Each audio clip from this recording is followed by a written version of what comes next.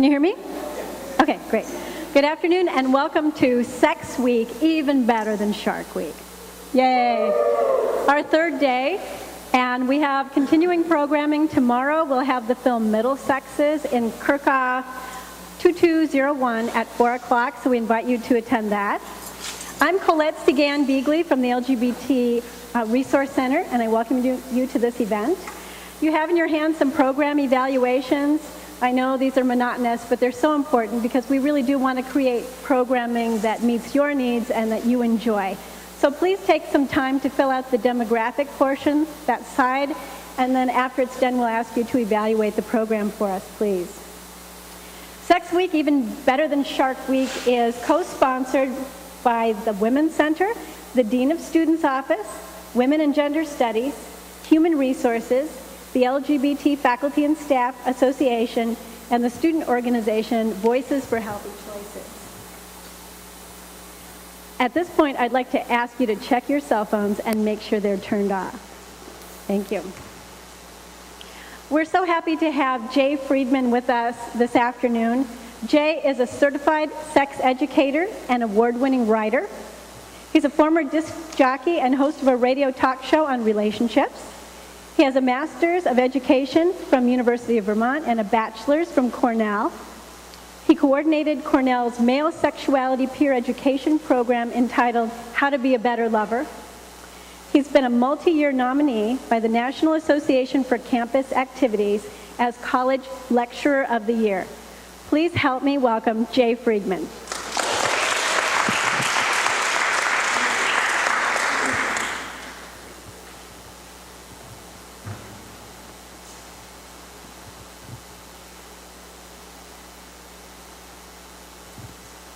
It was dusk.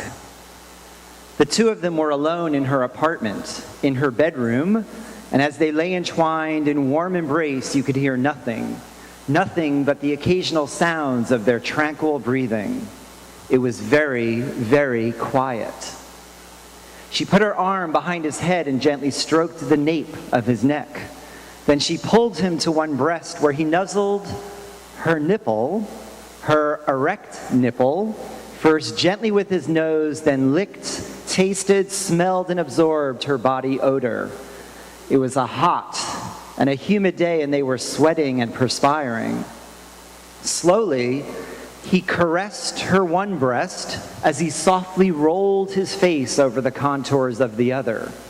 He then pressed his body close to hers, sighed, and fully spent, rolled over and fell into a deep and satisfying sleep. Ever so slowly, she slipped herself out from under him so as not to disturb him, gently cradled him in her arms, and moved him to his crib.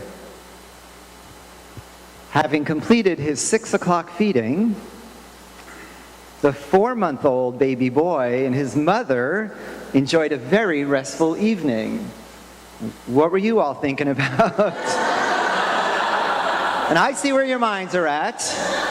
And that's why for years I've started with this story. First of all, it shows us that sex is fun to talk about. It's okay for us to laugh while we're learning here today. But secondly, that story challenges us because it shows that all of us are sexual beings from our birth till our death, from the womb to the tomb, and our sexual learning is lifelong as well. Problem is, most of us don't get good information about sex when we're growing up. And I'm like most of you. Parents taught me nothing, school next to nothing. I remember being desperate for information I desired and deserved. I had to turn to things like National Geographic magazine and also the Sears catalog. You know, lingerie ads, page 256. We turn where we can when we're desperate. And a final place that I turned were magazines like Playboy, Playgirl, Penthouse.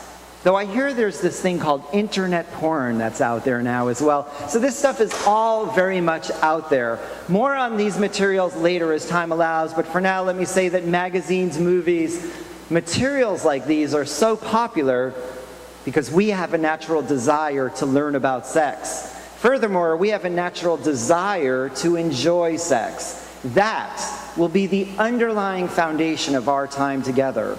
my belief that sex is good. Sex is good. So I'm not another one of those people here to preach at you today that sex is bad, dirty, evil, or filthy. Sex is good. It's what we learn about sex, not so good. I'm a perfect example. Parents taught me nothing, school next to nothing. My only sex education growing up was the VD movie. See, when I was growing up, we called it VD for venereal disease. Today, of course, you know them as STDs or STIs, sexually transmitted diseases or infections. And it was all of us together in a big room. It wasn't like a chapel or anything like that, but a big room with a big screen. And back then it was a slide projector that flashed pictures of genitals covered with herpes, warts, and every other disease imaginable. It was the scare tactic approach to sex, to scare us from ever wanting to do it for the rest of our lives. That doesn't work. Instead, it leaves us ignorant and confused. And as I look around the room here today, at the age of most of you, I was incredibly ignorant and confused. I just didn't know it. You see, I was a typical guy. I thought I knew it all when it came to sex. That's when I faced the greatest crisis of my life. Because at the age of most of you, I remember one day coming home from class, answering the telephone, hearing my girlfriend at the time say two words I'll never, ever forget. I'm pregnant. We thought it couldn't happen to us. We thought we knew it all. It changed my life. But it changed my life for the better, because what you'll see here today is that with every crisis comes an opportunity. My opportunity to meet people like you to help you avoid difficult situations like the one that I faced. My opportunity to become a sex educator traveling with the J-Spot program. Now I do this because I could not talk sex when I was in college. Good news, now I'm pretty comfortable talking sex. I mean, I actually get paid to travel all around the country, all around the world, doing nothing but talking sex. Sometimes I still can't believe it. In fact, I can buy things that you folks can probably only dream about. And for me, they're tax-deductible business expenses. Every job has its perks, but if every job has its perks, every job has its downside. For me, the downside comes with the fact that different people have different views and values when it comes to sex. Now, we are entitled to all of our differing views and values. That's part of living in our great democracy. But it makes my job as a sex educator extremely challenging, such that many of my campus visits result in great controversy, sometimes even censorship. So while many people shower me with accolade and acclaim, others get filled with such animosity and attack that they call me things like an agent of the devil, a recovering hippie with perverted ways, or one of the most dangerous people in society, stimulating students into a state of erotic frenzy. We'll see if that happens here today. I am here to stimulate you, but to stimulate your minds, to help us overcome the barriers to communication so that all of us can enjoy happy and healthy sexual lives whenever and however we choose. And this program makes no assumptions about your sexual experience, sexual behavior. This presentation is for all of us. So, the first question for us is, how do we know is the right time to have sex? When is the right time to have sex with someone we know, with someone we've met, with someone we love? And I say there are 3 conditions that you must meet. 3 conditions that all begin with the letter A. Number 1, you are ready to have sex with someone when you can affirm. You can affirm the other person. Now, affirming them means knowing their name, which, given the alcohol thing, it's a good start for some, because all too often we use alcohol as a social lubricant. We only make ignorant and irresponsible decisions as a result. This goes back to our taboo in talking sex. So your challenge here remains to become more comfortable talking sex so you don't have to use alcohol as an excuse. Affirming someone means knowing their name, but it also means being able to do it with the lights on, which might disqualify many of us and our parents and their parents. Everyone who thinks sex is done only in the dark. And affirming them means being able to look them in the eyes. I say if you can't gaze longingly into someone else's eyes, you're not ready to have sex with them. That is the intimacy part of love. So affirming someone means knowing their name, lights on, look them in the eyes, and that's just condition one. Number two, you are ready to have sex with someone when you can accept. You can accept responsibility. Now that's birth control if you need it, disease control if you need it, and obtaining consent. Consent to avoid the date rape problems that plague every campus today. Number three, you are ready to have sex with someone when you can assure. You can assure mutual pleasure. Because you're not in it just for your own pleasure, but you want to bring pleasure to the person you're with. Affirm, accept, assure. 3 conditions that you must meet before you're ready to have sex with someone. Which brings us to our next question. Why is it that so many of us guys seem to always be ready to have sex? What's going on in the minds of us men when it comes to sex? And I say there are 3 reasons that we guys are the way we are when it comes to sex. 3 reasons why even nice guys sometimes make sexual demands on their partners. 3 pressures that we guys face growing up. First pressure is the pressure known as locker room talk. Now, women have this as well, but us guys are great at it. If you think about the way many guys talk sex, it's that locker room language and locker room mentality. In fact, to many guys, this is a picture of sex. The old baseball field, where we go racing around the bases with that locker room talk and scoring mentality, we have an intercourse orientation to sex. As a result, we have many sexually transmitted infections in still near epidemic proportions, and we in the U.S. have the highest rate of teen pregnancy of just about any developed country in the world. A lot of that has to do with that racing around the bases, that locker room talk, that scoring mentality, which leads us to pressure number 2. Because if I'm in a house full of guys, imagine some guys here and they say to me, "So Jay, did you get any last night? Did you score?" And I say to them, "Thanks for asking that thoughtful and sensitive question." Man, that was a cool party last night, and not only was I impressed, but my date was too. Did you see afterward? We went up to my room. It was like a dream come true. We held and cuddled and nurtured each other all night long. It was ecstasy. Now, these guys are going to probably be smiling silently, but I have a hunch as I turn my back, I start getting called names. Names like sissy, queer, fag. Which leads us to the second pressure, and what I believe is the greatest pressure that we guys face growing up.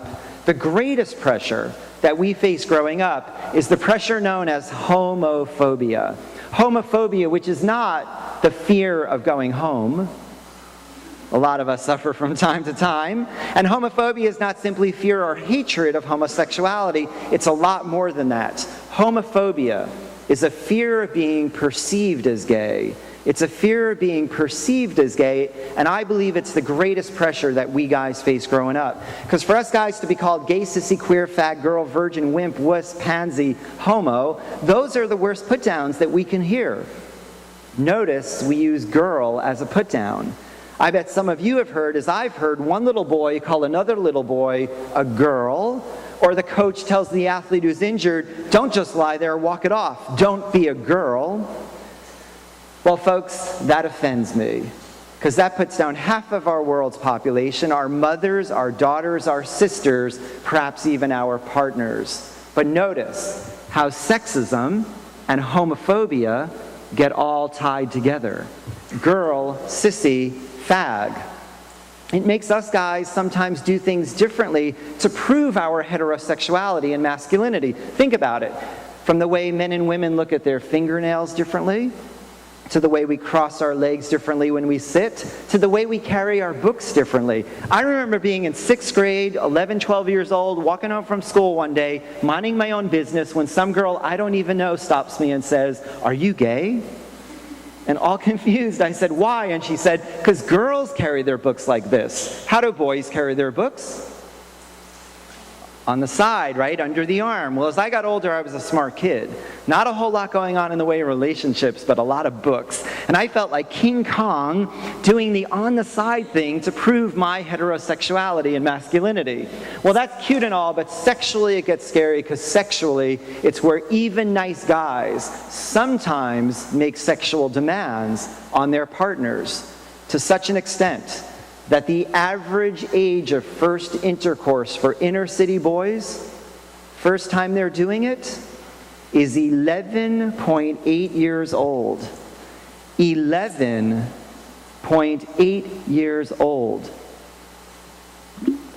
Now, a lot of that has to do with the power and the pressure of homophobia and the need we guys feel to prove that we're real men. Folks, it's not just in the inner cities. It's in our communities and on the campus as well. So we have quickly come to one of the most provocative, controversial, sensitive topics in the whole area of sexuality. And I need to stop here, as I do at every campus, though I think it's less so here than at other places I travel, to say that I understand this topic could be challenging for some of you. Less here than last week in Oklahoma, probably. But it's a tough topic. And we're going to tackle a bunch of tough topics. Your reward for tackling tough topics is that you will get tantalizing tips along the way for your current or your future relationships, for your current or your future sex life. So, those tips will get more provocative as the program goes along. We start simple. Very simple tip to start. One of the keys to a healthy relationship is to be as open and honest as possible. Openness and honesty, key to a healthy relationship. We have known each other now about 15 short minutes. Here is your chance to be open and honest. By show of hands, how many of you, whether for a flickering moment or perhaps in a more ongoing fashion, have wondered what my sexual orientation is? Hands up. Okay, take a look around the room. It's clearly more than half of the house here. Thank you so much. I'm quite flattered. I appreciate it. Now, I'm not trying to take away the natural curiosity that we often have in our society about these things, but note that many in our society who are heterosexual spend time and energy trying to figure out who isn't. And the flip side of this is that many in our society who are gay, lesbian, bisexual, or transgendered sometimes spend time and energy trying to cover that up. And you see that play out all the time on the college campus and in the community in terms of underachievement in class, alcohol and other substance use, depression, violence, and sadly, all too often, suicide. So a big part of our political and cultural climate. I mean, you can barely watch the news on TV or the internet without seeing some story related to homosexuality and homophobia. Think about it. The question as to whether a Harry Potter character might or might not be gay, this was in the news for a while. And about the same time, the question as to whether one of the Teletubbies might or might not be gay, this was in the news for a while. The question as to whether a senator from the state of Idaho did or did not solicit having sex with another man in a Minneapolis airport bathroom. Former Senator Larry Craig, he was in the news. And it's amazing how the hypocrisy runs through many of our politicians and our religious leaders, often of the more conservative bent. Who knows who this is? Just the tech guy in the back knows who this is. This is Marcus Bachmann, the other half of presidential candidate Michelle Bachmann. If you don't know, Marcus Bachmann is very involved in a practice that seeks to turn gay men straight, which proves the point that I've been trying to make for years, that it's those who are most homophobic in our society who are most threatened by their own sexuality and most insecure about their own sexuality. I think there's a lot more to be learned about Marcus Bachmann, so stay tuned for that. Another politician in the news, I'm thinking back a number of years ago, I was driving from Wisconsin to Illinois, and on the radio came an interview of Alan Keyes. Here is Alan Keyes. He's a very eloquent, very well-spoken conservative commentator. I admire this man's eloquence, not always his politics. He runs for president almost every presidential election. He's taking this one off because he's still trying to prove that Barack Obama was born in Africa. This is his life pursuit right now. He actually ran for senator of Illinois a number of years ago against Barack Obama, hence the interview. And in the interview, Alan Keyes was asked, "What is your opinion of homosexuality?" And without hesitation, he said, "It's selfish hedonism." Follow-up question, what does that make Mary Cheney, our then vice president's daughter? Alan Keyes said, "She's a sinner." If sex outside of marriage is sinful, selfish hedonism, sign me up. Over 25 years of sinful, selfish hedonism. And then something quite unexpected happened to me not quite so long ago. I got married. Now, I never expected to get married. It wasn't a goal in my life. It wasn't something that my partner or I were striving toward. In fact, both my partner and I were hesitant to enter an institution that is not open to all people in our society. Challenge was that while I lived in Seattle, Washington, my partner lived in Tokyo, Japan. The only way for us to bring our lives together was for one person to move to the other person's country. So as mentioned, not quite so long ago, we got married, and then shortly thereafter, my partner immigrated to America. Now, when you're hundreds, sometimes thousands of miles from home, sometimes just a momentary glimpse of the one you love is enough to sustain you. And maybe that's what love should really be all about. Well, neither of us believes that our heterosexual marriage is in any way threatened by the right of same-sex couples to enter the same institution. Is it possible that so many heterosexuals are threatened by this notion because they fear that same-sex couples are going to get right what heterosexual couples have not been able to get right, to the tune of 50% of marriages in this country ending in divorce? And what is this about the sanctity of marriage anyway? Isn't that the language that always gets used? It's a presidential election coming up. Guarantee you this will get used as a wedge issue, as it always does. The sanctity of marriage? When so many of us are getting our messages about marriage, sex, and relationships from TV programs like Wife Swap and Desperate Housewives and How to Marry a Millionaire, what is that saying about the sanctity of marriage? And by the way, I think one of the great ironies coming up here is that coming up on Wife Swap, I think they're doing like a celebrity wife swap. Reverend Ted Haggard, if you don't know who this is, Google him afterward. He is going to be on Wife Swap, so learn more about that if you don't know. So, we will tackle more tough topics, more tantalizing tips along the way as well. But for now, the third pressure that we guys face growing up is the myth of blue balls. The myth of blue balls. Now, some of you are looking at me a little bit confused, going, blue balls, I'm not quite sure. Can I get a definition, please? Whereas typically I've got guys looking at me like, Jay, don't take away our last good excuse. Blue balls, if you don't know, las pelotas azules, le ball blue, whatever language you like. Blue balls is the sensation that when we're sexually aroused, the blood in our bodies goes away from our brains, which is why we don't think or speak very clearly when we're turned on, away from the brains into the genitals. For us guys, it goes into the testes, slang term being balls. We think if we get so turned on we can't stop, if we're not finished off, then we're going to get blue balls, and if we get blue balls, we could explode. Or the partner thinks, turn them on, don't finish them off, blue balls, explosion. If this were true, you'd hear explosions all over this campus every single night. It would be like the 4th of July in late September. Just doesn't happen. Though if it did happen, then women would get blue balls too. Now the women are going, whoa, wait a second, how can this be? Women, like men, when sexually aroused, get blood to the pelvic area. It's called pelvic congestion. If for us guys it's blue balls, maybe for the women it's pink pelvis? I don't know. But I do know this, that yes, it can feel uncomfortable or achy, but no one should feel compelled to finish someone else off. And no one should force someone to do something that they don't want to do sexually.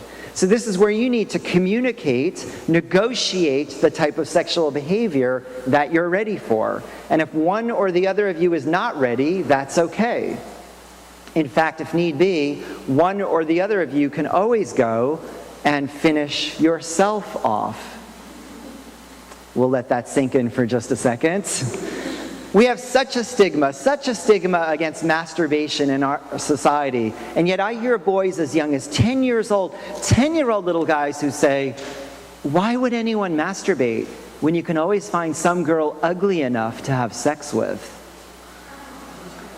Folks, these issues of sex and sexism are all tied together. And notice that we start learning from the youngest of ages, but not always in the most appropriate fashion. And by the way, we guys, we get erections all the time. They go away and live to tell. I mean, I could tell you as a history major that there are no known cases in history of guys blowing up from blue balls. In fact, I could tell you personally, I remember myself being in 6th grade, 11, 12 years old. I was going through puberty, and for the longest of times, almost everything I thought about or saw, it was like, oh my goodness, another erection. Which might actually explain why I was carrying my books like this all the time to begin with. And I love when the guys smile and nod in recognition of this story, because most of us guys can relate to this story, whether we say it out loud or not. That's a whole different story. All right, I admit it. I am focusing, at least for the moment, slightly more on the male side of issues, and for that I make no apology. As a sex educator, I know that the vast majority of sex educators are women. And therefore, most of us learn about sex only from women. We learn the female perspective and female responsibility. But I'm here to say that men can be responsible, men can be educated. It's just that we guys, we get ripped off in our sex education when we're growing up. It's not our fault as men, it's the way we're brought up. And that's why I'm glad you're all here today, especially the guys. It's why I like to go from time to time to male-dominated campuses. One of those is MIT. MIT, Massachusetts Institute of Technology. And for years, I was the first lecturer that all those incoming students, and it's still more male than female, though it's evening out, and I think this is a good thing, but I was the first lecture all these students would receive, and they'd come in late August day, early Saturday morning, looking at me like, why are you here? We are engineers, we are nerds, we have no time or desire for sex. Some of them actually said this to me out loud. And I realized as I'm going along that because they're very intellectual, studious backgrounds, some of them aren't quite getting the information I'm trying to give to them about sex. So I have to reach deep into my bag of tricks and find a way to relate to these engineering technology students, realizing the best way to do this is to talk about sex in terms of math and graphs. Math and graphs, so this may help some of you out as well. If you imagine this stage area now as one very large graph. So here's our big graph, and over here, of course, we have the 0 point.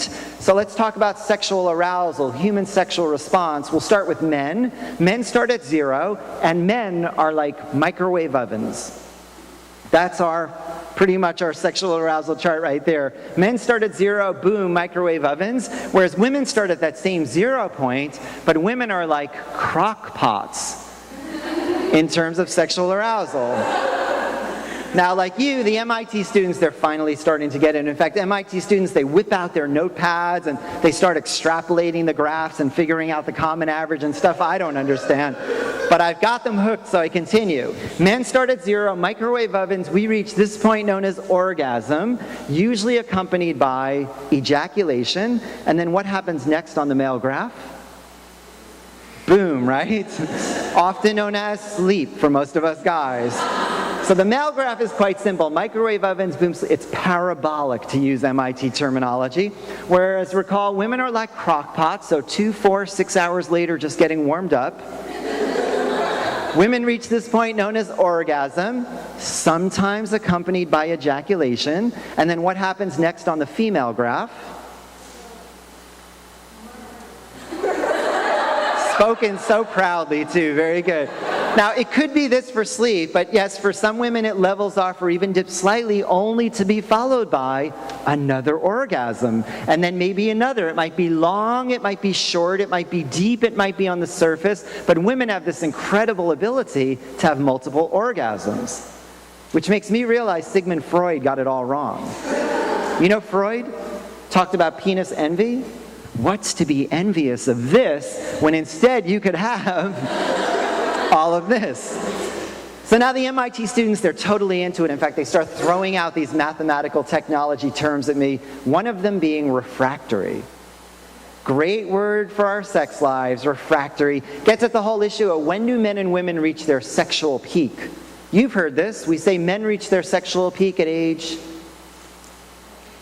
18, 19 years old, whereas women reach their sexual peak 27, did I hear? Yeah, but it could be higher, like 30, we say 30, 35, pushing 40 years old. But actually, this is not your sexual peak. Not your sexual peak. Maybe it's more like your genital peak. You see, for women, not all, but for many women, it takes more time to feel comfortable with the body and then comfortable expressing hopes and desires with the partner. Whereas for us guys, it all boils down to the refractory period. Refractory period is the time from when a guy has that orgasm and ejaculation until the time of his next erection. Orgasm to next erection, that is the refractory period. So when a guy is 18, 19 years old, how long is the refractory period? 20 minutes, maybe 2 minutes even, right? Whereas when a guy is 38, 39 years old, how long is the refractory period? It's like 2 weeks. No, it's not that bad. Not that bad. In fact, it should only get better as we grow older. Why do we complain when things take more time? We say this about condoms, that condoms take away the feeling. Well, if something prolongs your sexual play, shouldn't we see that as a good thing? In fact, your next tip is going to be the best tip I can tell you on how to make condoms work and feel better. So stay tuned for that. But the MIT students, they loved the lecture. In fact, if we turn the stage now into a map of the United States, from your perspective, MIT is up here in Cambridge, Massachusetts. And all throughout New England, students say, Jay, I thought your lecture was controversial and provocative. It's pretty open-minded in New England. In fact, all along the East Coast, gets trickier as I travel south, but along the East Coast, very open-minded. I live still in Seattle, Washington. All along the West Coast, it's very open-minded. Anywhere you can see the oceans of America tends to be very open-minded when it comes to sex. It's when I start coming to the center of the country that things become more closed-minded and conservative. Some of my biggest challenges as a sex educator have come in states like North Dakota, South Dakota, Montana, and more on that shortly. But the universal truth I have found as a sex educator is that my audiences demand, desire, and deserve quality information about sex. And the questions I get prove it. Now, you'll have this exact opportunity. After a lecture I did in Chicago, a woman came running up from the back and she said, I gotta know if it's true. If after I have intercourse with my partner, if I immediately run off to the bathroom and urinate, I can't get pregnant. True or false? False, though not a terribly bad idea, because urinating after intercourse can help many women prevent urinary tract infection. But it does not prevent sexually transmitted disease or infection, does not prevent pregnancy. It kind of reminds me of high schoolers who would constantly ask the question, if after intercourse the woman jumps up and down, do the sperm get all dizzy and confused and can't find the egg? True or false? It's great exercise, does not prevent pregnancy or disease. Oh, then there was the time in Burlington, Vermont. This big basketball player, a male basketball player, doesn't even wait for me to call on him. He throws up his arm, he says, I gotta know if it's true. Does a guy who performs a lot of oral sex start to grow facial hair really fast? True or false? Best thing about being a sexpert, I'm a sexpert, you are sexperts too. Sexperts are always willing to learn and talk more about sex. I love my job because I don't know it all. There's always something new and interesting to learn. I've not read any research on this question, but my hunch, and I told them this, my hunch is that there's no correlation between the two. I said, probably false. Then suddenly, this other guy on the other side of the room jumps out of his chair, turns his back to me, faces the audience, and says, no, it's true. And he had the fullest, longest beard you could ever imagine.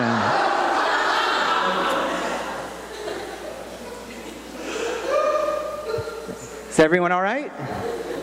Okay, just checking because a couple years back I was in Crookston, Minnesota. I was actually there a couple weeks ago as well. But Crookston, Minnesota is in the northwest corner of Minnesota. It's one of these kind of one traffic light towns, and I had just done the thing about the facial hair and was moving on, and there was a woman kind of front center whose face was turning redder and redder and redder, and it was not just distracting, but I was worried, and I stopped and said, "Are you okay?" And she said, "Oh, not really." And I said, "What's wrong?" And she said, "I was just thinking about my dad. He has a really long beard." Oh, because our parents never have sex, right? And now this is one of the other great ironies, is that we're as freaked out about the idea of our parents having sex as they are thinking of us, their children, having sex. We are all sexual beings throughout our entire lives. Oh, the question I get asked more than any other question? People always ask, "Jay, when was the first time you had sex?" When was the first time I had sex? I'll answer that question for you today. First time I remember having sex. Wasn't much long after 6th grade, 12 years old. I was 13 years old, and it was one of the most incredibly mixed up experiences for me. Because when I think back, I remember it was confidence building, and yet confusing, exhilarating, and yet embarrassing, energizing, and yet exhausting. It was happy and yet sad. It was good, but really it was pretty bad. It was thought-provoking. I remember the first thought that went through my mind afterward was, I wonder what it's going to be like when someone else is in the room with me. Which brings us back to the I know you're fighting the image. It's perfectly understandable, but the topic is okay. The topic of masturbation. I mean, our good friend Woody Allen said it best. He said, "Masturbation, don't knock it. It's sex with someone I love." Masturbation is the ultimate proof that we're all sexual beings worthy of sexual pleasure, whether we're in a relationship or we're not. It's normal if you do it. It's normal if you don't. So let's talk more about masturbation.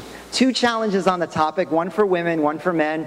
This time around we start with the women, and your challenge is this. I think it's going to be incredibly difficult for those of you as women to enjoy a sexually satisfying relationship with someone else unless you feel comfortable touching your own bodies first. You see, there's more of a stigma against masturbation for women than for men. Part of it is that women's sexual organs are a little bit less accessible, whereas for us guys, our stuff just kind of hangs out there. Okay, let's make sure we're talking the same language here today. Men have a penis, whereas women have a... very good and very true. Women have a vagina. And often I hear vulva, and yes, women have a vulva, but those are not the corresponding parts. Folks, we are crippled with sexual ignorance. It's amazing what we do not know about our own bodies. Penis and vagina are not the corresponding parts. What is the corresponding part? Clitoris. Very good, the clitoris. But as if it's bad enough that so few people know the clitoris, I actually go places people don't know vagina or vulva. I mean, I actually go places like North Dakota, South Dakota, Montana, where people go, vagina, vagina, vagina. That's a state outside of Washington, D.C., isn't it? Or vulva. My parents drive one of those imported cars. And rarely does anyone know the clitoris. The clitoris being the tiny little organ which comes outside and above the vagina, which when stimulated brings great sexual satisfaction to so many women. Notice I said outside and above. It's not in there. Which, by the way, is why penile vaginal intercourse isn't the greatest show on earth for most women, and any good lover knows that and doesn't try for that as the best or only type of sex. But we don't know our own bodies. Check this out.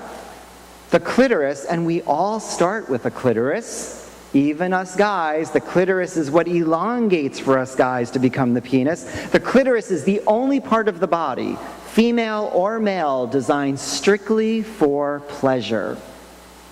The challenge I issue to the women here today is to get to know your own bodies. And that's not a homework. That came across a bit homeworky. At your own leisure and comfort. Okay. I'm an equal opportunity challenger. So the challenge for the men on this topic is this, that masturbation is a perfect way to practice using condoms. Perfect way to practice using condoms. Because a lot of guys say condoms are a drag and condoms don't feel good. Condoms are like taking a shower with a raincoat on. And I say this to that it's dull lovers, not condoms, that make for dull sex. Problem is, we don't practice alone. Then we find ourselves in a new relationship. We don't have the good communication thing going. Lights are off, so we're fumbling around in the dark. We only try out one brand and it doesn't work out for us, so we get all frustrated and flustered. We throw up our arms and we say, condoms, nah, I don't use condoms. Well, first of all, shopping for a condom should be like shopping for a car. With the hundreds of varieties available in the marketplace, you need to find the make, model, luxuries, and features that feel best to you and whoever might ride along with you. Secondly, you've got to find ways to make condoms work and feel better. So as promised, I have for you now the best tip I can tell you on how to make condoms work and feel better. I told you these would get more provocative as we go along. In fact, your going away gift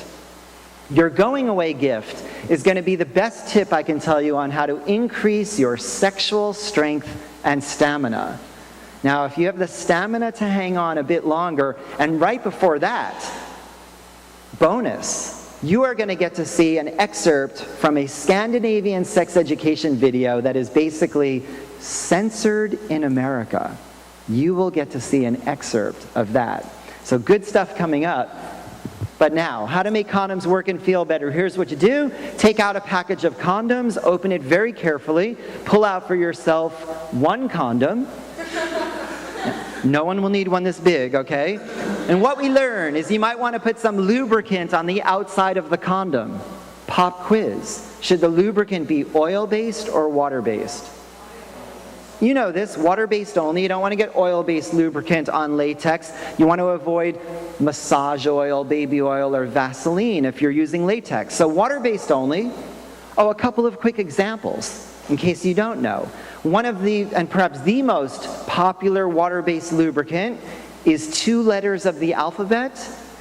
Sounds like a southern state? Yes, the KY jelly is one of the most popular lubricants that's out there. KY jelly. Oh, that says KY jam. I see though, should have say jelly. Let's try another one. This one, they say that NASA maybe invented this lubricant to help the astronauts get into their very tight spacesuits. You know this one? It comes in a very sleek, curved bottle. Astroglide, yes, Astroglide is another. Oh, that's an Astroglide bottle, but it seems to say bacon lube. That's a little confusing. Though I like the slogan underneath, keep it sizzling. That's pretty good, isn't it? All right, these are not real. I'm just playing with you because you're spending this part of your day not just with a sex educator, but with a food writer and restaurant reviewer. I am fascinated by the connections between sex and food, and that will be one more playful, provocative part of our program before we leave today. I am going to tell you what some of your favorite foods teach us about sex. These are not real, but if you're looking for flavored or scented lubricants, we have a store in Seattle called Babeland. They're also in New York. They're also online. They have, and there are other places you can get these as well, but they make the Babelicious line of lubricants. My favorite, the peppermint mojito. Definitely recommend the peppermint mojito. Well, a little bit on the outside if you choose, but the secret to making condoms work and feel better is this. Simply flip the condom over, put a small amount, and I'm talking the tiniest of drops of that same water-based lubricant all the way down inside the reservoir tip, the part that catches the semen during ejaculation. You do this and using a condom will feel like a whole new ball game. Trust me. but you need to practice alone before you put this into play with somebody else. If you think this is a crazy condom, I will now show you the most unbelievable condom that I've ever seen. Another part of the job I love is people send me stuff. I get the best stuff in the mail. Someone sent me a female condom you've got to see to believe. How many have seen female condoms? Okay, most of you have. If you haven't, I'll quickly, because I think I do have one, yes. First show you the regular female condom, which looks like this. Basically looks like a bloated male condom. And I think it's great when we have new methods in the market. This one hasn't been very popular. It's more expensive, a little trickier to use, and some people complain it makes funny noises during sex. But it's there if you need it. But now the most unbelievable condom I think you'll ever see, will likely never see again because it never made it to market. I got a prototype, and it was to be called the bikini condom. Now the bikini condom was to come in this mylar wrapping, you know, this metallic type stuff. Sometimes it's hard to open the package, so you need to struggle to get this thing open. Once you do, all wadded up at the bottom is a ball of latex. So now in the heat of passion, you need to carefully unfurl this ball of latex. It takes like 10 or 15 minutes to do it right. If you have any passion left at this point, what gets revealed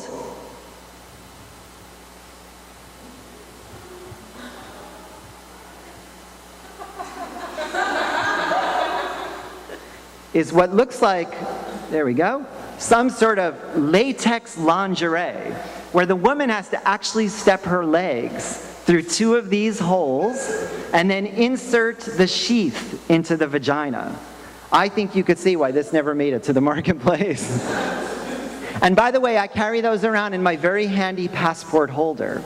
But this is no ordinary passport holder. I picked this up 20-something years ago in Europe. I was riding the trains, the Eurail system. These are being given out, sponsored by the Swedish Family Planning Association. So not just a place for me to stash my cash, keys, passport, but also a safe sex kit that included a sampling of condoms, as well as an assortment of very interesting literature, like this, my favorite brochure. It tells in 6 different languages how to say very useful things like, I love you.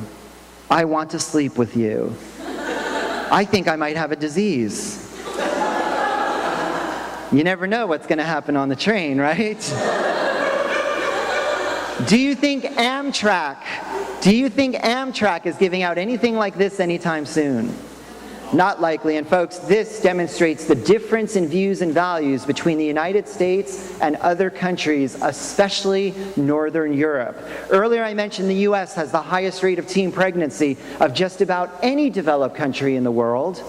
Countries like Sweden, Denmark, Belgium, the Netherlands have teen pregnancy rates 5 to 7 times lower than ours, abortion rates lower, STI rates lower, sexual assault rates lower. And it's because countries like those promote open communication about sex, provide quality, comprehensive sex education in the schools. Not to mention that there's much more gender equality in those countries, and there's universal health care as well. Universal health care is probably its own lecture to be dealt with at another time. Check this out. When I was in Scandinavia 20-something years ago, Star Wars was an adult video. Star Wars was an adult video. The government felt it was inappropriate for young children to be exposed to gratuitous violence. Whereas what we would consider softcore pornography, primetime TV in Scandinavia. Children would flip through the channels, they'd reach one of those so-called porn networks, and they'd go, oh look, people making love, no big deal. Compare that to our country, where so many of our parents let us watch excessively violent films until one sex scene comes on, one nude scene comes on, one breast gets exposed. One breast gets exposed. Remind anyone of anything? The 2004 Super Bowl, the whole Janet Jackson incident. Interesting this week when the Michael Jackson court trial has begun, which granted might be a very important thing, but our country is going to become obsessed to this at the point of ignoring more important political issues, I fear. The Janet Jackson case is still tied up in the courts too. The FCC is trying to figure this thing out. The Janet Jackson incident in the Super Bowl, where for that microsecond, if you happen to have caught it live on TV, Janet Jackson had this so-called wardrobe malfunction. that titillated our country to no end. The irony being that throughout the Super Bowl broadcast was ad after ad after ad for erectile dysfunction drugs. No one seemed to complain about that, but here you have something that, I don't know, could get some people sexually aroused in a more natural way. We became the laughing stock of the world for our Victorian attitudes related to sex. And it didn't stop there, because later that same year came the 2004 Summer Olympics. And unless you do as I do, and that is to live close to the Canadian border, or maybe you're here from another country, but if not, you did not get to see what I saw. Day one, opening ceremonies, featured a parade of mythological Greek statues. Not statues, but humans dressed as statues. Humans wearing some very tight, form-fitting costumes, some of which silhouetted the genital area. Censored in America, shown to most of the rest of the world.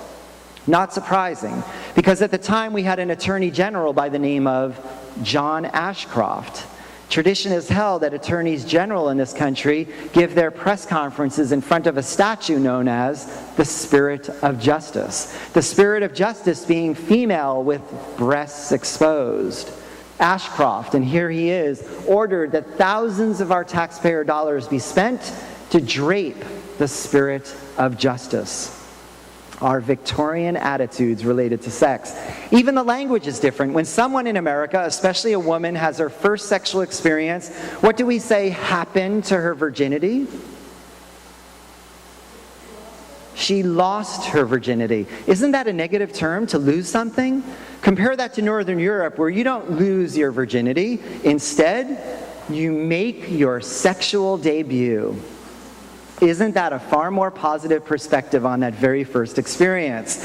When I was in Denmark 20 years ago, nearly every bus and train station had a huge, huge billboard of a 16-year-old guy, shirtless. Caption underneath said, "I'm not having sex yet, but I'm practicing using condoms while I masturbate." Imagine billboards like this on the highways of Michigan. Would it ever happen? Would it happen anywhere in this country? Not likely. And that's because we live in one of the most sex-negative, sex-repressed, and sex-phobic societies that exists, and I fear it's getting worse.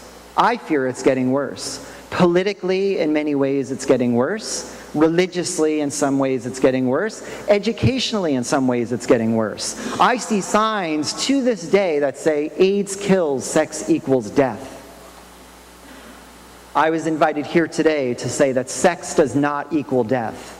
Sexual ignorance could equal death.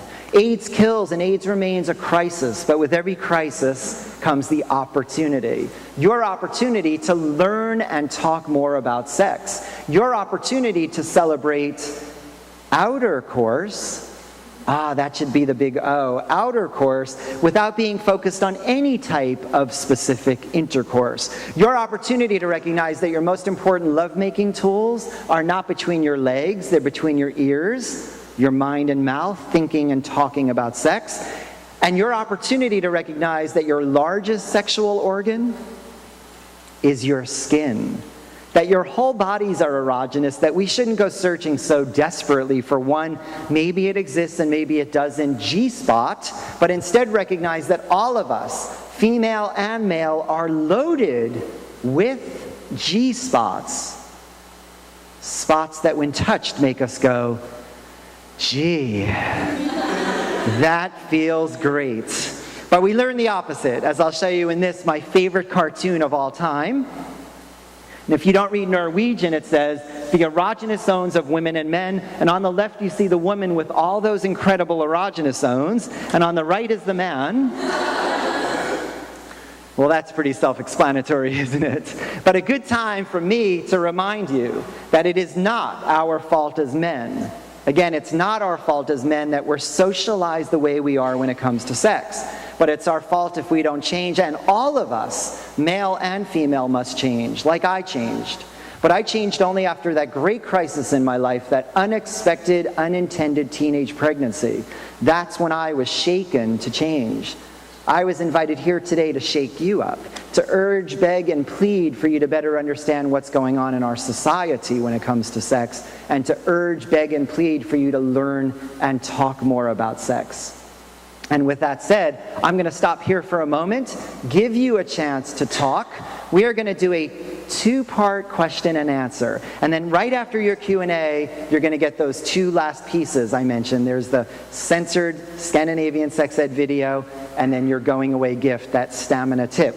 But I've spoken provocatively for an hour, so part one is a chance for you to ask any question that you would like to ask. I'm not the type who drags out the Q&A, but 3 or 4 would be good, because if you give me 3 or 4, then you're going to love the next 3 or 4 right after that in part 2. No question's a dumb question. First question's often the most courageous. It takes courage to raise your hand and ask the question out loud. So I appreciate whoever has that very first question. Could be about anything I discussed or anything you hoped I might discuss. Thank you.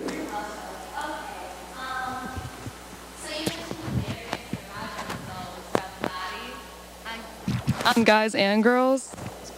Yeah, it's good though. This room echoes. On guys and girls, where would like all those spots be? Where would all the erogenous zone spots be on males and females? Do you want to answer that question? Everywhere. Exactly. I think it is. It could be anywhere and everywhere. And that's why I love the picture of the female erogenous zones, because, I mean, different people have different parts that they like or dislike. So nibbling on someone's earlobe could be the greatest turn on for one person, but for the next person, they absolutely detest that. It's painful, they're overly sensitive. It could be a variety of things. So erogenous zones can vary tremendously person to person, but in general, napes of the neck and the earlobes for many, and nipples and inside of the thigh. And I think, interestingly, for males and females, they tend to often be the same place. No, I work on sources too. Yeah, this is on. It's just we have a loud leader hooked up. It's come through the press box, so we want it on the camera. Great. If you didn't hear the comment, the need here is to communicate. So if you can't ask your partner which part of their body they especially like to have touched, you've got a little bit of an intimacy barrier going on there. So I appreciate your point, because I always say that sex is as much mental and verbal as it is physical. And we're socialized, unfortunately, to think of sex as strictly a physical thing, but it's totally mental and totally verbal. So good question. So just the gain in the volume when that actually... Other questions? Yes. You can. What's it like to have sex? Wow, we need another hour for that one. That's a great question. Okay. I think I was up at Central Michigan last night, and one of the questions I got was, what's the difference between making love and having sex? Which I think is a little bit of a related question. And I asked the audience to just throw out some words, and connectedness and communication came up again, and closeness. And sex can be, sometimes people ask, Jay, can you have a one-night stand? How do you feel about a one-night stand? And I always say, if you can meet the criteria of the 3 A's, affirm, accept, assure, I'm not one to judge whether a one-night stand is a good thing or a bad thing. It might not fit my moral system, but I don't like to take my morality and impose it and be moralistic on others. But I think that a one-night stand often is ultimately empty and is more the having sex versus making love. And making love is just this total immersion into another person, and it's got spiritual connections if that's at play for you, and it's just a fulfilling feeling, and it's an exciting feeling, and it's a sense of vulnerability because you're just exposed with the other person. And someone at Central asked me last night about mutual masturbation and why don't people talk about mutual masturbation as much. And I think that's like hugely intimate, to be with a partner or partners where you're pleasuring yourself, which is something you usually do in private, but now you're doing it together. But wow, that's what sex is. It's just this incredible feeling of putting yourself out there and being vulnerable, but experiencing great pleasure as a result. There's my 2-minute quick difficult question, but gave it my best shot. We need one more. Just one more question. Yes, thank you.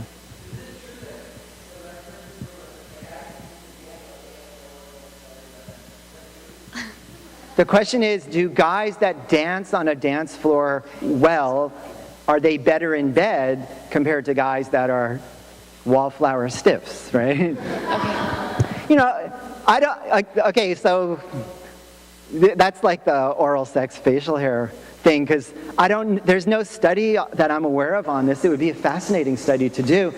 But my hunch is that there would be some correlation, because there's sort of a freedom, and dancing on a dance floor is about your ability to really let your body go. And a lot of times sex, and what makes sex exciting, is letting your body go, being in control, and in control of what's comfortable for you, and gaining consent and all that good stuff. But it's also release of inhibitions, and really being able to express yourself, and being able to contort if you're a contortionist, and dance in bed if you're a dancer. I mean, I think there's a natural, potentially researchable connection there. Well, if you had a question that you didn't want to ask out loud, I will be here right afterward, and you're welcome to come up and chat. Part 2 of the Q&A. I mentioned I'm a food writer, fascinated by the connections between sex and food. I do restaurant reviewing. I've written a guidebook in Seattle of restaurants. I write for USA Today a little bit. And I write a column for the Seattle weekly newspaper called Sexy Feast. And in Sexy Feast, I go to a restaurant once a week, and I try to figure out what one dish teaches us about sex. I don't know if the restaurants like me doing this, but I like doing this. Here are a couple of examples. Here we have a pizza. What's the biggest dilemma when it comes to ordering pizza? The toppings, right? Well, if you are by yourself ordering pizza, you can get whatever toppings you love. Sometimes we find our greatest pleasure when we're by ourselves. But if you're with a partner or partners, you need to now communicate and negotiate what type of toppings you want. Same thing happens sexually. Here, my partner and I got a 50-50 split, because variety, I think, is a good part of sex too. So here on the left, you have the margarita or cheese pizza. We'll call this the, for lack of a better term, the missionary part of the pizza. And on the right, you have the arugula egg. We'll call that the experimental part of the pizza. Here we have buffalo chicken wings. Who likes buffalo chicken wings? Who likes the hottest possible buffalo chicken? Just you and me, huh? And a couple. You like them? I want that scorch. I want the scorch. So what does this teach us about sex? Well, there are actually a few places in America that you are not allowed to eat these very spicy chicken wings without signing a form. You have to sign a release form, basically, a waiver saying that you will not sue the restaurant if you burn your mouth or any other part of the body where that wing is going to travel, okay? So what this teaches us about sex is that the path to pleasure often depends upon gaining and giving consent. Consent can be a wonderful thing on the road to pleasure. One more. This is an Ethiopian dish called kitfo. Who knows what kitfo is? Kitfo is ground raw beef. Ground raw beef. Now, lest you be concerned that there's something bad and unhealthy about ground raw beef, note that in this preparation there's a little spiced butter. The spiced butter acts to the beef much like wasabi acts to fish in sushi. It's an antibacterial, and one could argue that spicy food opens up your taste buds. Some people say it destroys the flavors. I think it actually opens up your mouth and your taste buds to experiencing more flavor. So what does kitfo teach us about sex? Well, we're often socialized to buy lingerie and costumes for role play and lubricants and other toys. That's good and all, but sometimes you just want to do it raw. And secondly, how do you eat? How do you eat Ethiopian food? With your hands. No chopsticks creating distance between you and your food. No cold metallic silverware. Instead, what you do is you rip off a piece of this injera bread, and then with the bread you grab some meat, some salad, some vegetables, and you put it in your mouth. It's a very sensual way of eating. Even more sensual is the Ethiopian practice of gursha. In gursha, you rip off the bread, but you also then take the meat and salad, but instead of feeding it to yourself, you put it in the mouth of your partner. We can all benefit from more sensuality in our lives. Well, I would like to hear I got 3 good questions. Now I get to hear 3 of your favorite foods. to limit one per person, but raise your hand if you've got a favorite food, and I will have to think quick on my feet and figure out what your favorite food teaches us about sex. Is that a hand up? What is it? Sushi. You like sushi? I love sushi. Sushi. Well, okay, sushi, if you're talking about traditional sushi, like fish on a bed of rice, and there are other types of sushi, but when I think of sushi, I think of nigiri, just the block of fish on the rice. That block of fish is just kind of hanging there for your pleasure, right? And sexually, sometimes it's nice to just hang. Now, I think it's good to be like the communication and to be active. I'm reminded of a joke which isn't a joke. I saw a doctor once who told me about a patient, and he asked the patient, "Are you sexually active?" And she said, "No, I just lie there." Very scary thing. But that said, sometimes sexually it's nice to just lie there and receive. Sometimes sexually it's nice to simply pleasure your partner without expectation of something in return, and that's what the sushi reminds me of. Who's got another one? Chocolate cake. Chocolate.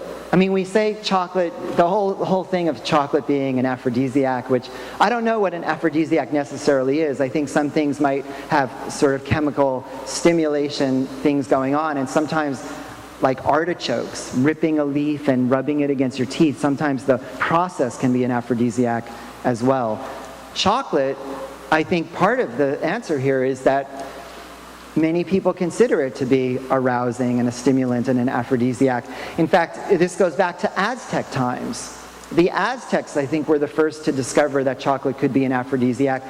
In fact, Aztec law said that women were forbidden from eating chocolate. The strength of chocolate so strong that the Aztecs forbid women from eating chocolate. And I think this is when the women's rights movement first began, actually. We think this is a new thing, but it's been a long time coming, right? So I think there's an aphrodisiac thing going on. The other thing is you can play with chocolate.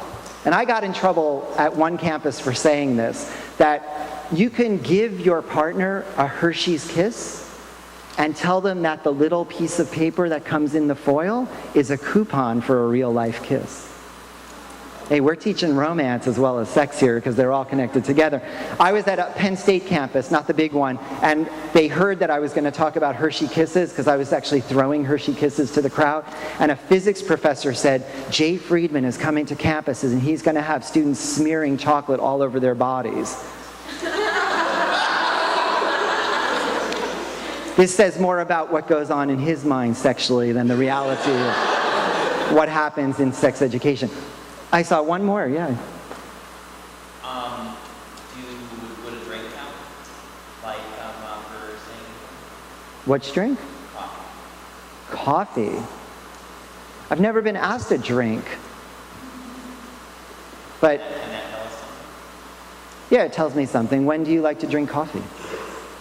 Well, in the morning, for sure, but anytime. Yeah, same with sex, right? We often pigeonhole sex into a particular time of day, but we shouldn't be so pigeonholing, so that's what coffee teaches me about sex. I got to take one more because I need one more food, so go ahead. Lasagna. Lasagna. Well, I like making lasagna. Part of what's fun about making lasagna is that there are layers. When you make lasagna, it can be a tedious process because you've got a layer, right? You've got the noodle, you got the sauce, you got maybe more than one type of cheese. And do you like meat lasagna? Yeah, then you got to put some ground beef or sausage. So there's layers, and we have layers to ourselves that sometimes in a relationship you need to get through the layers and get closer to someone. But lasagna, it goes in the oven, and when it comes out, the best thing is the cheese has melted, and it's like all ooey and gooey and sticky. And the same thing sexually. Some people like their sex to be very neat and clean and organized, and if that's you, great, and find someone that you've got that compatibility with. But some of us like our sex to be ooey, gooey, stainy, melty, sticky, and that can be a really good thing as well. I did get stumped the other day. Someone asked me about watermelon, I got stumped for a while, and then I just envisioned the watermelon, and I thought about also like genetically modified stuff, which I'm very much against. Watermelon should have seeds, and I know there are seedless watermelons, and that's convenient, but I think watermelon should have seeds. Watermelon, when they have seeds, they have white seeds and they have black seeds, which raises the issue of, do you spit or do you swallow? Just saying, just saying. All right, one more. The one I always get asked. I mean, usually I get asked about tacos. I don't know, tacos are a big thing. Because the taco proves that you can put a shell around meat and still have great pleasure. And that shell can be soft or hard, and either way can bring pleasure. But I often get asked about this. Ramen noodles. Now you're looking, and if you've never been to Japan or a big city that has a really good ramen shop, you don't know the joy of ramen. Ramen is this incredibly sophisticated, elegant, it's so simple and yet complex. It's so full of fat. It's terribly unhealthy, which is what makes it kind of compelling and good. It's this rich, rich dish. So if you ever get a chance to have really good ramen like this one, you gotta go for it. But most of us are more familiar with this type of ramen. It's the national food of poor college students, right? So what does this teach us about sex? Even when you're broke, you can have a good time. Right? Well, we are having a good time here, but some of you could be surprised to have come to a sex lecture and have heard talk of the political and cultural climate. I was at my alma mater, Cornell, and a student came up afterward and she said, "Your lecture was great until you started talking politics." What does politics have to do with sex? And what does sex have to do with politics? And I stopped and I thought for a moment, and only one word came to mind. Everything. Everything. But all too often we don't see the connections between sex and politics.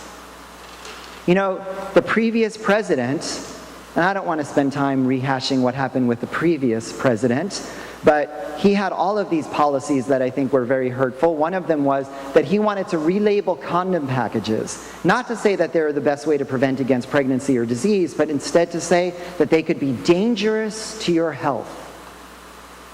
The only thing dangerous to your sexual health for 8 years was George W. Bush. Now, things haven't necessarily gotten better, though I'm starting to see a little bit of the change that I was hoping for, finally, with this president, which I think is great, and I think he's finally seeing the light that the opposition doesn't want to do anything that's going to help him. And sex education is under tremendous attack. Some of you may have grown up with these abstinence-only curricula, and I'm the first to affirm abstinence. We all choose to abstain at different times of our lives, but an abstinence-only approach only cripples us with sexual ignorance. And these curricula are full of misinformation and simplistic slogans like, "Do the right thing, wait for the ring." "Don't be a louse, wait for your spouse." "Not on weekdays, only on wed days." Very heterosexist, by the way. "Pet your dog, not your date," which sounds like it promotes bestiality if you think about it too long. "And make believe your date is Jesus." Funny but frightening when you consider that hundreds of millions of our taxpayer dollars are funding these curricula that are in clear violation of the separation of church and state. Sex and sex education are under this tremendous attack. A couple of examples of note recently. This dictionary was pulled off the shelves of a school in California because one or two parents complained that there are one or two words for oral sex in the dictionary. Now, what's the concern? Is the concern that little Janie or Johnny is going to thumb through the dictionary, reach the words cunnilingus or fellatio, get so sexually aroused that they want to have a threesome with Merriam and Webster? And where do you draw the line on the absurdity? I mean, do we then take the numbers 6 and 9 out of our numeric system if someone complains about that? Another example, in Kentucky, this book, The Diary of Anne... Are there many more books more important than The Diary of Anne Frank? This book was pulled off the shelves of a school because one parent complained that at one point in the book, Anne makes reference during her puberty to her changing body, makes reference to her vagina, this book got pulled off the shelves of the school. No wonder we see sex as equated with guilt and shame and doubt and fear and negativism, and I refuse to contribute to that. So, before we end on a positive note, I think we should take a moment to thank the program sponsors today for bringing this presentation to campus. I certainly thank all of them. And secondly, if you like the lecture, your homework is to let the sponsors know. Because all too often, I go to campuses where one person complains. That person all too often holds sex education hostage. And it's not just an issue for this program. In life, please take a moment to fight for your sexual rights whenever you can. Now, more positively, we turn back to Europe. In Europe, they have ads like this. Not sure what you're seeing. This is just an ad for sex and food. They have an amazing ice cream. Oh, by the way, did you guys see this? That here in America, Ben & Jerry's just released the Sweaty Balls ice cream. Have you heard of it? How many know that skit from Saturday Night Live? If you don't know the skit from Saturday Night Live, you have to go home and go to YouTube and check Sweaty Balls with Alec Baldwin. It's hysterical. So Ben & Jerry's just released this ice cream, and immediately the American Family Association called for a boycott of Ben & Jerry's. That's how activist the other side is and how uptight they are related to sex. Compare that to London, where there's a group called the Ice Creamists that invented this aphrodisiac ice cream. It's got a hit of absinthe, which many consider an aphrodisiac. It has a sprinkling of Viagra. It has other herbal aphrodisiacs. $20, limit one per person. You have to be 18 or older to buy it. I do not think you'd see something like this in America. Something else you're not likely ever to see unless you're Unitarian or lucky, and Unitarians are often lucky, is this video clip from a Scandinavian sex ed video. So we're going to take a look now. This is a very graphic video. I need to warn you to sex education, and the question on the floor was this: how many of you wish you had had that approach when you were in high school? And virtually every hand goes up. A couple things to note. One, this is not cutting edge stuff. This video is more than 20 years old, so it's not a new thing. Second, I've given you just an excerpt of this, and what I love about the video is its affirmation and its inclusion. Now, there are other parts of this video that talk about birth control and disease prevention, safe for sex, because it came out in the big period of AIDS awareness education. Some of the information wasn't so good, so I had to cut that section out, but it shows different ages. It shows sexual play between same-sex couples, between elderly people, young people, and I love that inclusiveness, and that's, again, a very non-American or like a Northern European approach. Another thing is that my hotel could be minutes away, and inevitably someone will go to YouTube looking for the rest of this video, and I'm going to save you the trouble. It's simply not available. It's an educational material that's copyrighted, so it doesn't exist. But if you're interested in fun videos like this, if you're interested in keeping up on sexual news, sexual politics, just general stuff related to sex, or Sexy Feast and all that food and sex, you're welcome to join. Did we change the source? Great. You're welcome to join me on Facebook, because I'm posting stuff all the time. So it's very easy to find me. You just go facebook.com and then you do the / my name, Jay Friedman. So easy to remember. J-A-Y, and I like food, fried man. Should be easy to remember. And you can do that at Twitter as well, but I don't post quite as much at Twitter. But I'd love to hear from you if you want to come to the Facebook page as well. And this brings us at long last to our much anticipated, long awaited, going away gift, your tip on how to increase your sexual strength and stamina. And your tip is this: practice your Kegels. Practice your Kegels. K-E-G-E-L-S, Kegels. Very few people know what Kegels are. The few that do tend to be women, because women learn that Kegels are an exercise that help with childbirth and delivery. But they're not just for childbirth and delivery, and they're not just for women. Men, if you do your Kegels, just like for the women, it will increase your sexual strength and stamina. So what's a Kegel? Imagine yourself urinating, and for whatever reason you need to suddenly stop the flow of urination. You could do this, right? You just squeeze really tight. Now when you squeeze, you're squeezing a muscle known as the pubococcygeal muscle. Pubococcygeal muscle, we'll call it the PC muscle for short. It is so PC to do your Kegels these days. Here's what you're going to do. You're going to go home, and at some point you're going to think back to this presentation, and you're going to go, oh my gosh, it's Kegel time. Now, not when you're urinating. Let me be clear, not when you're urinating, but some other relaxing moment. You want to squeeze that PC muscle. You're going for a 3-second hold. 1 100, 2 100. If you can't go any further, stop right there. Congratulations, you've done a mini Kegel. Because it's like working out. If you haven't been doing these, you don't want to do too many too soon, too fast, because you don't want to rip or tear anything down here. Day 1, mini Kegel. Day 2, 3-second hold. You've now done a full-fledged Kegel. But just like working out, you want to start doing reps of these things. I recommend at least 3 sets of 10 a day. Bare minimum 3 sets of 10. I see the looks. You're like, Jay, I have school, I have a job, I have activities, I have no discipline. How do I remember to do these suddenly all-important Kegels?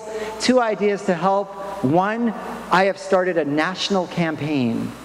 Sex educator, food writer to you, a national campaign called Kegels with Your Bagels. Kegels with Your Bagels. It's taking off like wildfire in the Jewish community, but the rest have a lot of catching up to do. So my other idea for you is this. The best time to do your Kegels is when you're driving in a car, you reach a red traffic light, perfect amount of time to do your Kegels. I think this is what red traffic lights are for. Now I know you're thinking you're going to be stopped at the red traffic light looking in the car on either side going, wonder what's going on in there.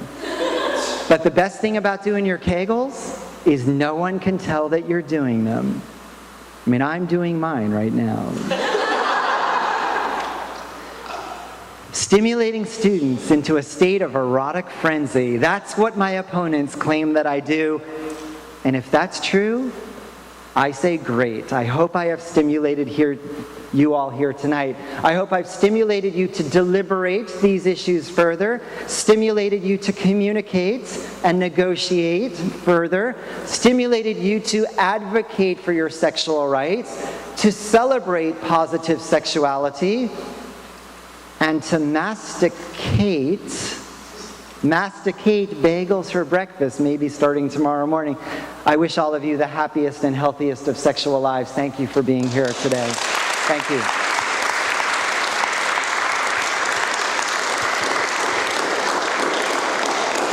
And again, I will be here if you want to come up and chat afterward.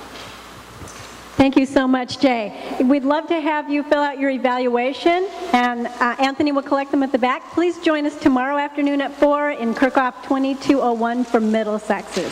Thank you. Please feel free to come talk to Jay.